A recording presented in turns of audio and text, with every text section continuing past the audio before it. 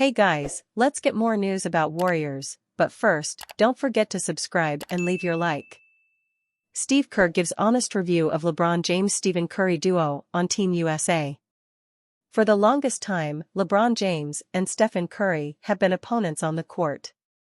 After several practices as teammates for Team USA, head coach Steve Kerr has seen what the two can do when paired together. It's a surreal experience for Curry to have James as his Team USA teammate for the 2024 Olympics. The two NBA superstars have faced off numerous times in the NBA Finals and playoffs over the years, building an intense rivalry. But now, they get to be on the same side, and Curry is relishing the opportunity to see LeBron's preparation and work ethic up close. In an interview with Yahoo Sports' Vincent Goodwill, Curry noted that he's never had the chance to witness firsthand how James practices and prepares. The feeling is likely mutual, as the Lakers star will also get to observe the point guard's work ethic. These types of insights into each other's commitment and approach are often eye-opening when NBA stars share the Team USA experience.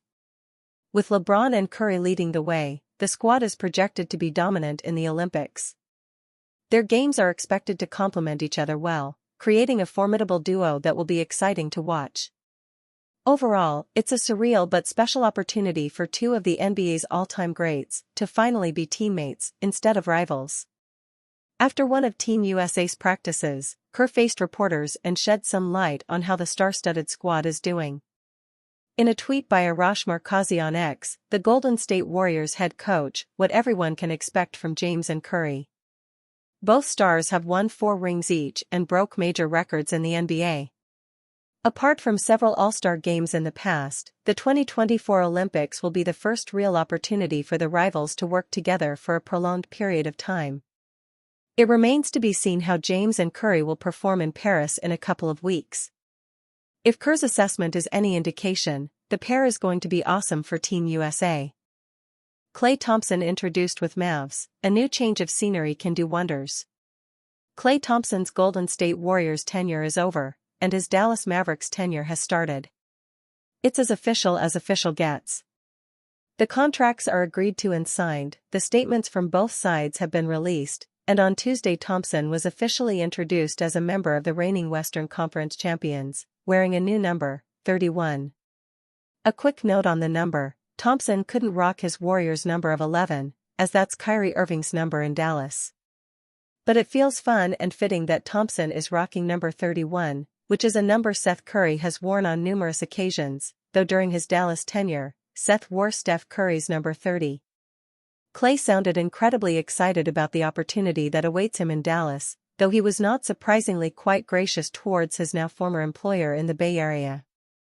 Sometimes change can spur greatness, Thompson stated with a wry smile. And a new change of scenery can do wonders. I'm very grateful for my time at Golden State, but I just felt like moving on could re-energize me and do something special for the rest of my career.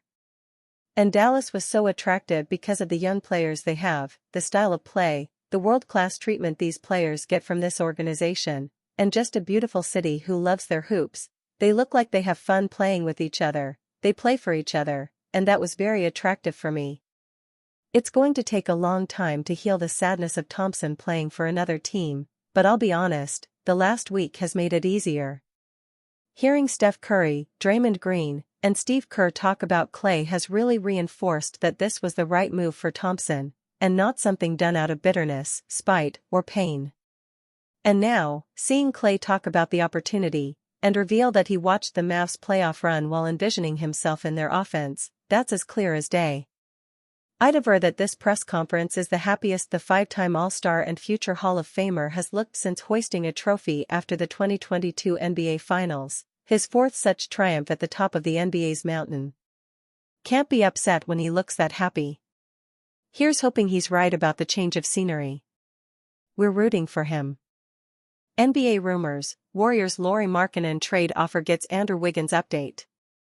The Golden State Warriors have been surprisingly quiet so far this NBA offseason in terms of acquisition, replacing Klay Thompson with a combination of smaller signings like Kyle Anderson and Buddy Hield so far to help supplement Stephen Curry. With Curry entering his age 37 season, pressure is on the Warriors front office to make a much bigger splash before the 2024-25 campaign gets underway. One of the biggest names still theoretically on the trade market is that of Utah Jazz small forward Lauri Markkanen, who could add shooting and size to any number of contenders that are still looking to make a major move this offseason. Understandably, Markkanen has been heavily linked to the Warriors in recent weeks, particularly after the departure of Thompson and all of the firepower that left with him to Dallas. Now, a new update has shed some light on what exactly the Warriors' offer could potentially look like to Danny Ainge and the Jazz brass.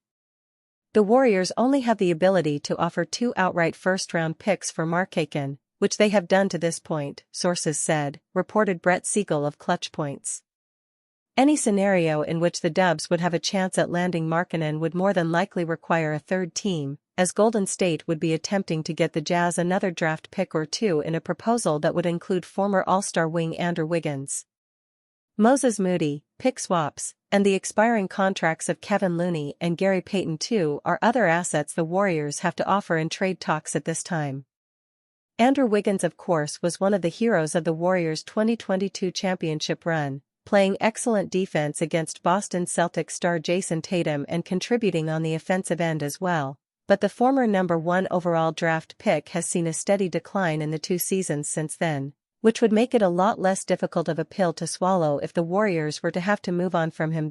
If the Warriors were able to swing a trade for Markkanen while retaining young rising wing Jonathan Kuminga, they would have a lineup featuring lots of size and versatility on both ends of the court, although starting Kuminga at the 2-guard spot would raise concerns about the amount of shooting in the lineup around Curry.